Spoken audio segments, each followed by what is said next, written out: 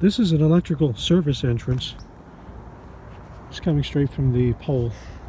Now this is pretty dangerous because we have exposed metal splices here carrying 220 volts, and the vegetation itself that's grown over these splices is not a problem, but once the snow builds up between these and it starts getting wet, it can cause a short, which can cause a fire, or it can at the very minimum knock out electricity to the house. So these need to be trimmed back.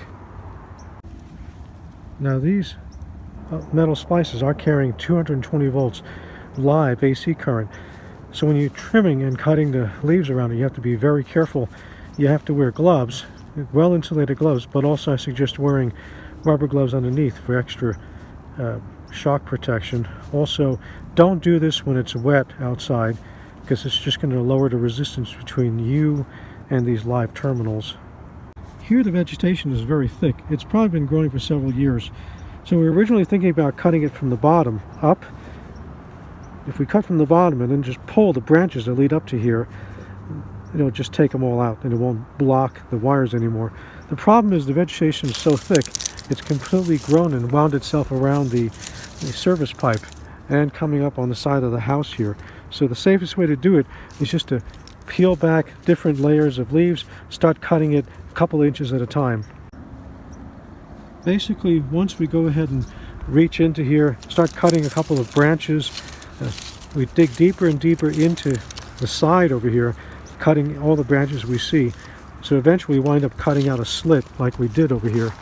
So a wide enough slit, we reach in deeper and deeper and cut more branches, making sure and being careful that we don't see any of the wires here.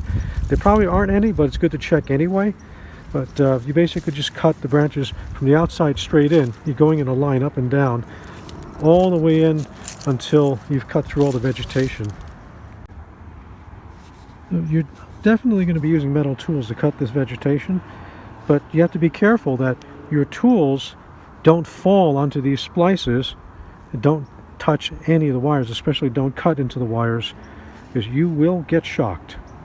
So you want to cut, but cut away from these wires, and you have to cut close to the wires.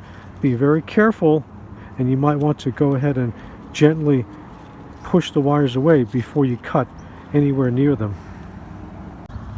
We made some progress here. What we've done, we've cut all the way in on this line into this pipe, this service entrance, and the service entrance is the metal pipe where the wiring comes from the street, from the electrical pole. Thank you so much for dropping by and spending time with me. If you find my videos useful, if you find the information helpful, please go ahead and subscribe. It'll help me produce better quality content for you going into the future. I appreciate it. I've trimmed back some of these leaves so you can see more clearly. This is the neutral wire. That's your bare wire going to the pole. And this is one of the hot wires. You've got two hot wires, 120 volts, and your neutral. So you've got 220 volts between these two. So keep that in mind.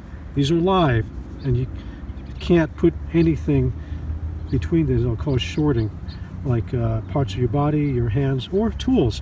So if you need to trim back, for example, it is a bad idea to have metal uninsulated tools put right between here and trim, because if you drop tools or make them bridge between these two wires, you're going to get a real big spark and you might get seriously burned.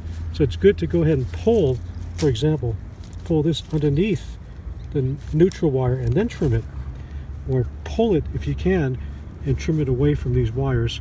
If you must trim through the back over here, for example, right where the service pipe entrance is, trim through the back over here, so you're not laying your tools straight across these wires. You want to keep your body parts, your hands and wires without any possibility of dropping on or contacting these two wires. In this case, we see that there's vegetation growing up in towards the neutral, so we'll just cut this vegetation at the bottom, and if it's still too long along the side of the house, we'll just get up on a ladder on the side of the house and trim it right at the wall.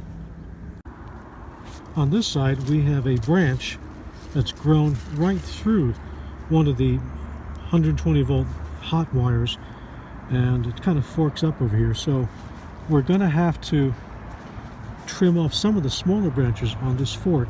Then we can safely pull it out. If we pull it as is, we might dislodge this 120 volt line. So if you see branches blocking, trim carefully until there's enough clearance, then pull the branch that blocks it.